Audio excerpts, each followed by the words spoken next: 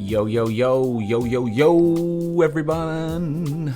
Welcome back to the show. I'm bringing some love here today, guys. I'm checking out some articles, and you know what?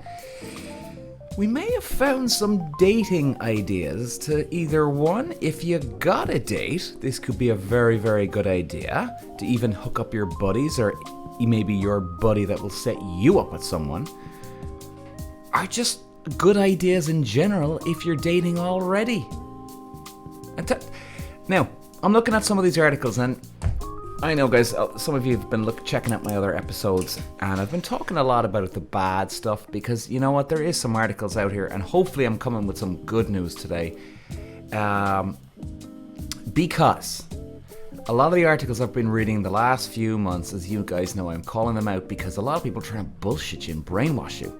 I mean, it's insane the stuff they're coming out with, like cuckolding is great and this and that is great. I mean, they're just trying to brainwash you. So I'm calling bullshit and everything I see, guys, from forever, okay? However, I do think we might have something positive here today. Yay! Finally, huh? Fuck.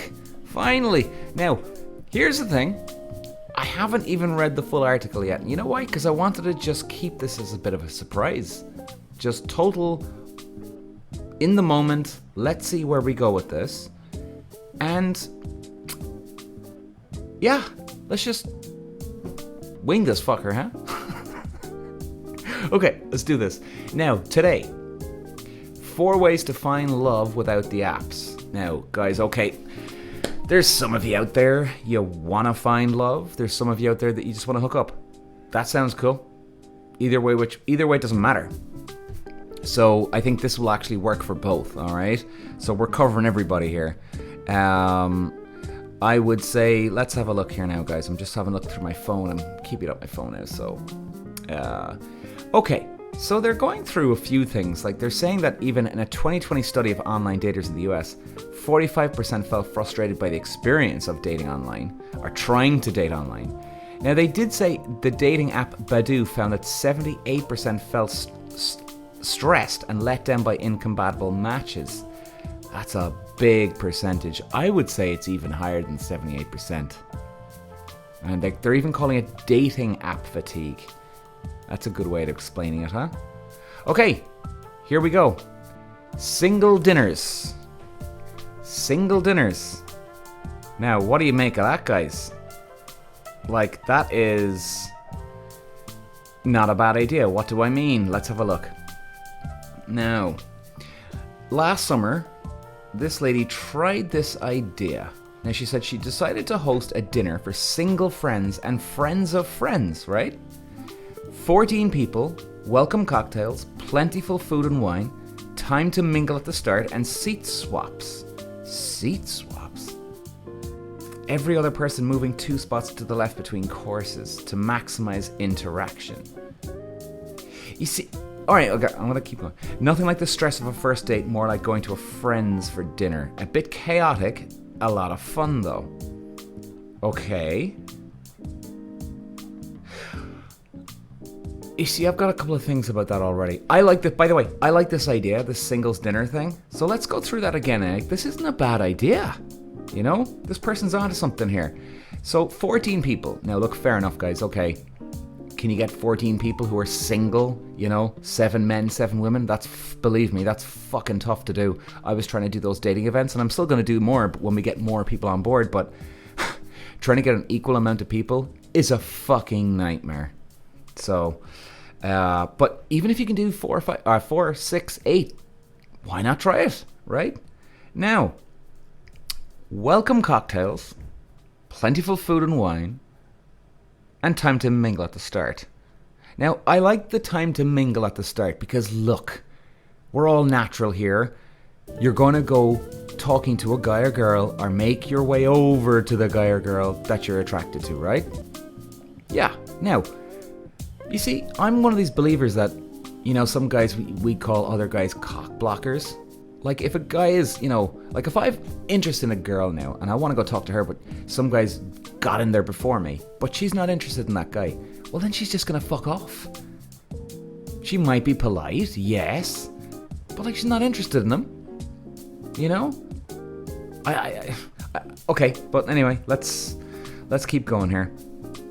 Okay, well, time to mingle at the start and seat swaps. Okay, so if you do get that girl he's getting cock blocked by some guy, and all of a sudden you're stuck talking to this fucking guy. Well, I mean, it's the woman's job to just say, oh, nice to meet you, and give the other guy that you're interested in the eye, right? The guy will pick up on that quite quick. And why not, if you're the girl, go over to that guy?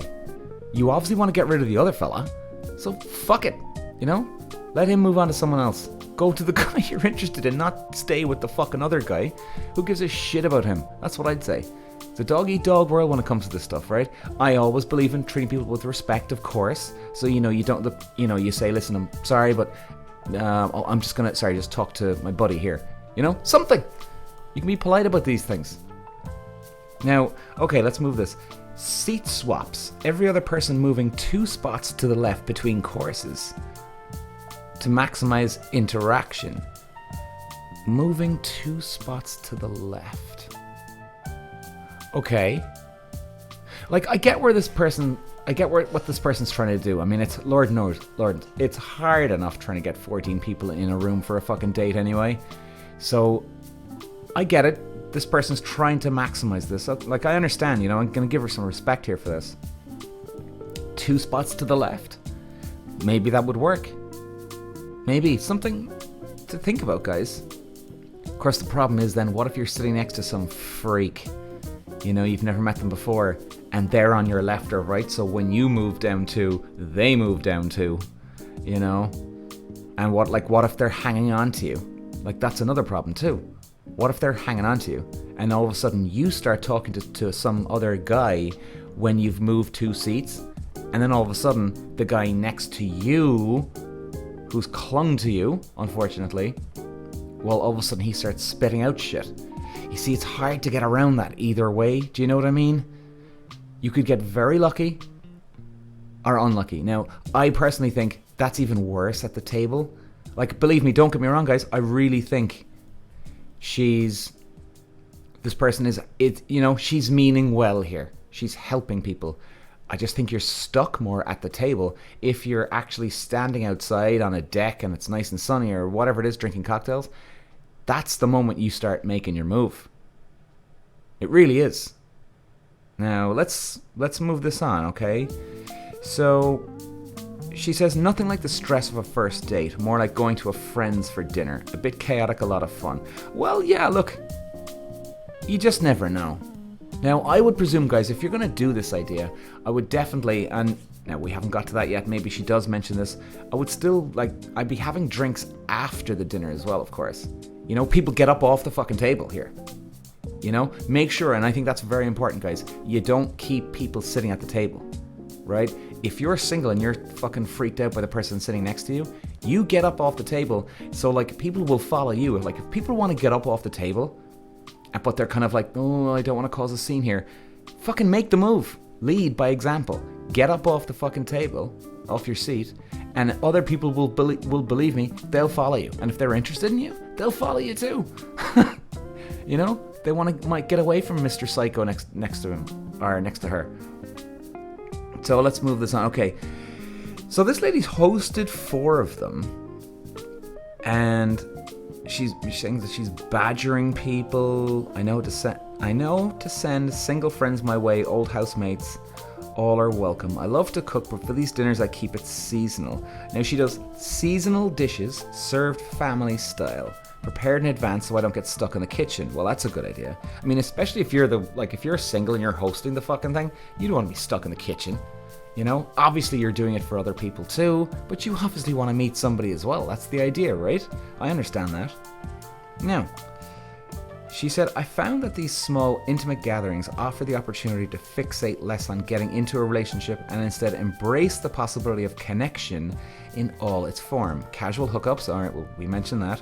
Friendship, someone to register for a sprint triathlon with. Okay, well, hey, if you don't get a date at one of these things, well, if you make a good buddy who goes to the gym with you, or yoga, or fucking, like she's saying here, that's not a bad idea, right? It's not the worst. Now, let's give it a bit more here. Okay. Now, no. She's just talking about sort of the bad parts of dating apps, but which is, we've obviously gone through that sort of thing already, guys, as you know. Okay, dating docs. This is her second point here, this journalist. To optimize the search for love, some singles are turning to public-facing documents resembling personal ads or a kind of dating CV. Oh, Jesus Christ. What are we doing, guys? Getting out our Microsoft PowerPoint on Word, making up a fucking CV now for love?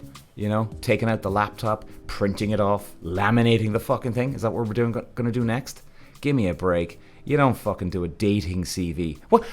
Who wants to know your dating CV anyway? Who wants to know who you've been banging for the last couple of years? Who you haven't been banging? Maybe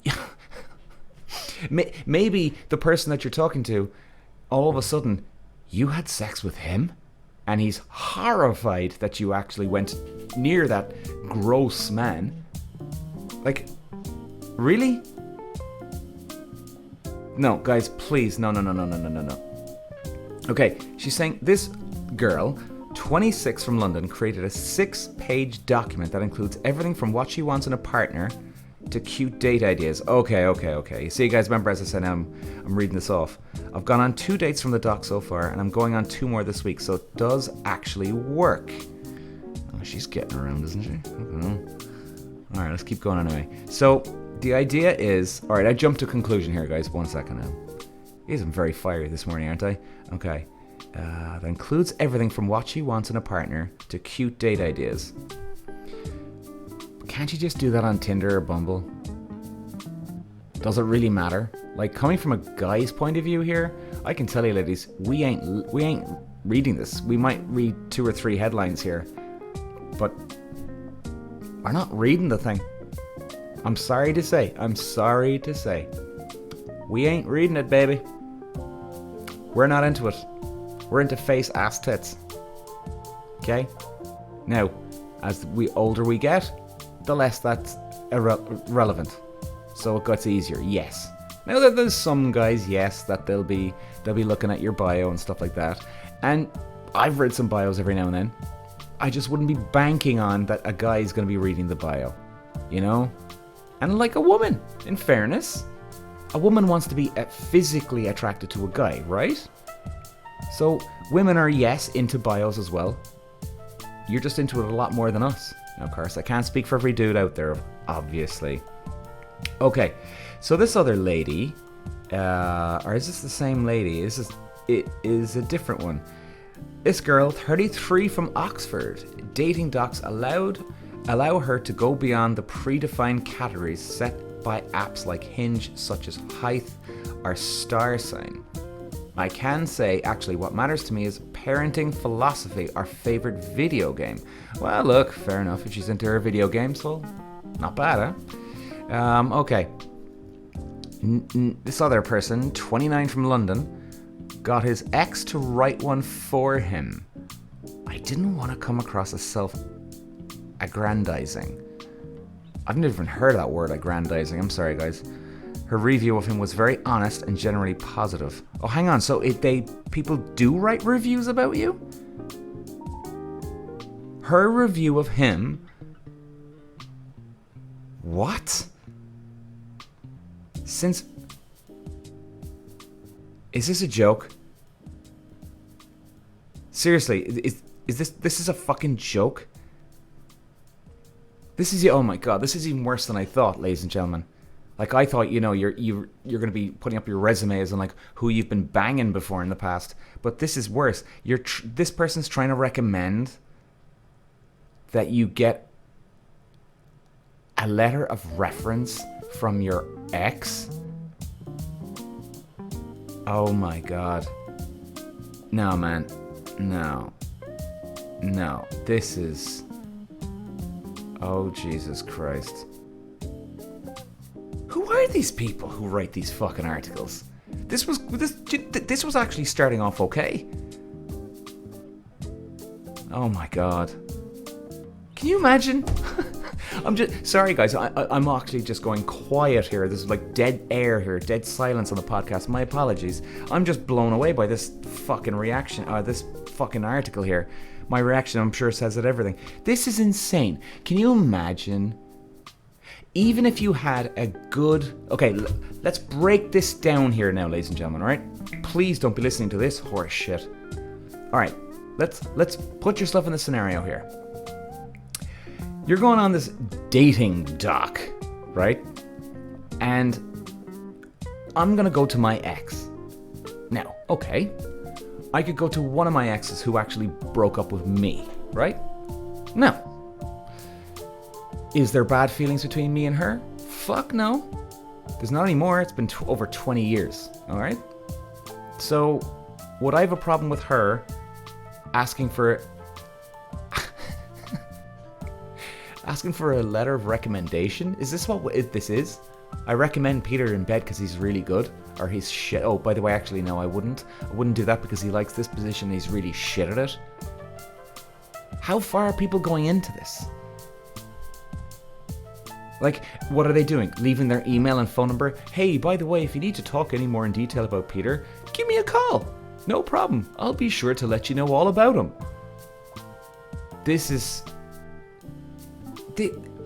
from an established newspaper, ladies and gentlemen, this article. I can't handle this. I can't even finish my... No, you know what? I am fucking gonna do it. Can you imagine going to my ex-girlfriend now, right, who dumped me? Like, it would still feel awkward, even just probably seeing her on the street, and she lives in a different country. You know, you'd be like, oh, hey, you know, how are you? Hey, by the way, could you give me a letter of recommendation for this new dating site? She'd look at me like I'd 50,000 fucking heads on my shoulders, I'd say. Jesus Lord God, man. No, that ain't happening. And imagine if I dumped a girl, or if I dumped, let's turn it around. I dumped her, and all of a sudden, she's saying, oh, you really want me to give me a letter of recommendation? Can you imagine the ego on me if I dumped my ex, and then I contact her to ask for a letter of recommendation? Faye, could you give me a favorite sex positions? Like, what else are you going to talk about? You're not going to talk about what's Peter's favorite music. No, because Peter knows his favorite music. You're going to talk about he used to pay for meals? He likes the cinema? Well, I can tell people that. What else would you talk about? Can you imagine writing it up? I'm sitting there like, hey, so my ex-girlfriend, X, I just want to say, guys out there, you'll have a really good time. But by the way, make sure you don't do this with her, because you know what she fucking likes to do? She fucking wants to do it with her. Yeah, and the motherfucking stupid fucking bit. You'd go fucking... Oh my god. No. Okay, I gotta get off this. This is nuts. Okay. The pear ring. The pear ring. Built as the world's biggest social experiment. Okay. This sounds interesting. It sounds very interesting, actually. What's this about? So the pear ring is a bright turquoise rubber ring that single people can wear to signal that they are open to being approached. That's it. Huh. There's no hidden tech, no subtext depending on which finger you wear the ring, no exclusive event it gets you into. The whole idea is that you wear it out and about, to the supermarket or the dry cleaner, say, and trust that someone hot, compatible, and up to date on their social experiments will see it. You know what I'm going to do, guys? I'm actually going to go to the supermarket later and see if people are wearing these fucking things. Okay? So what it is I'll just clarify for you guys. The pear ring. So the pear ring is a bright turquoise rubber ring that single people can wear to signal that they are open to being approached. So in other words, a rubber ring on your finger, guys, just to clarify, okay, in case you're wondering. So you just wear it, you know, like any wedding ring or any normal ring that you have. But it's turquoise. I'm gonna have to go to the shop and check this shit out, man. I'm definitely going to the shop. Fuck. Okay, so that's interesting. Pear ring. Can you imagine wearing the pear ring? That'd be really, I'd say, that'd be very, I don't know how you explain that. Yeah, I don't know how you explain that one. Like, if I see a girl in the supermarket later, am I gonna go, that's the ring, man, holy shit. Will I go up and approach her? If she's hot, I guess I would. Like, I'm trying to get my head in the game here on this one, fellas. And they're saying, okay, so they're saying, this person first came across the pear ring in a sponsored ad on Instagram, the algorithm having finally figured out that it was wasting energy, blah, blah, blah. Any attempt to engineer in-person connection was welcome, no matter how contrived or expensive. A set of 3 pear rings cost £20. This is an article from, obviously, the UK, guys. It's not possible to buy only one. All right. So, there you go, guys. Maybe there's a shot. Like, I kind of like this idea. I really do. It's subtle, right? It's not a big frickin' turquoise t-shirt or jumper that you're wearing and it's flashing in front of everyone. People will see it. Like, even if someone's in a relationship, firstly, guys, who gives a fuck if anybody catches you out with a turquoise ring and they're married or they're in a relationship? Fuck them, okay? Who gives a bollocks what they think anyway? Secondly, even if you were in a relationship, I can't see anybody like laughing at somebody who's got a turquoise ring. You know, they might be like, oh my god, that's those fucking rings that people were talking about, that article. I could see them doing that. So guys, what my point is, I wouldn't get thrown off, but the fact that, oh, I shouldn't be seen out in public with one. I'd go for it, guys. I'd definitely go for that. 100%. Why not? Subtle. It's, hey, I'm available. Now, guys, if there's people out there that you're gonna fuck around with it, like the single world is bad enough right now. I'm doing all these podcast episodes trying to help you out as much as I can, trying to call bullshit on articles that I see. You know, don't be an asshole if you're married or in a relationship already and start putting on this fucking ring. Leave the single people do what they need to do. It's hard enough for singles at the moment. It's almost impossible. It really genuinely is. It's almost impossible. So, okay guys, well there's a few dating ideas. I like the pear ring. Yeah. Huh. Well, that's interesting. Then they're on about, okay, and then there's one about dating friends, but you don't date friends, lady. No, I don't know. Guys, you know what? We're going to keep this a nice quick podcast today, but there we go. In closing, guys. So look, we've got 2 dating ideas there right now. A dinner date type of thing where you invite a certain amount of people. Both, and by the way, guys, I've arranged some dating events already, and take it from me, you have to make sure, if you're going to do like a dinner date thing, okay? I like where that woman went with this, the journalist, where she said you start off with cocktails, a couple of drinks before the dinner, and then everybody sits down, and then the changing places. I don't agree with that part, because you could be stuck next to fucking psycho boy or psycho girl next to you on your left or right, and you're still moving down places with them next to you, and they're trying to like cock block you and get people away from you and hissing at other people that you're talking to. It could be very uncomfortable. Then again, maybe you get lucky as well. So, hard to know. Right, so, it's not the worst idea. I would suggest, guys, you have to make sure, if you get single people together, Lord knows it's hard enough, and I know that myself from personal experience, get the even numbers, obviously, but you gotta make sure that you've got an equal amount of men and equal amount of women, guys, which is very, very tough to do, believe me. But you have to do that. You can't have an extra number. You just can't. You know? People are going to feel awkward. Even if you had 2 extra guys, right? But then those 2 guys were left alone. But that's okay, they can mingle.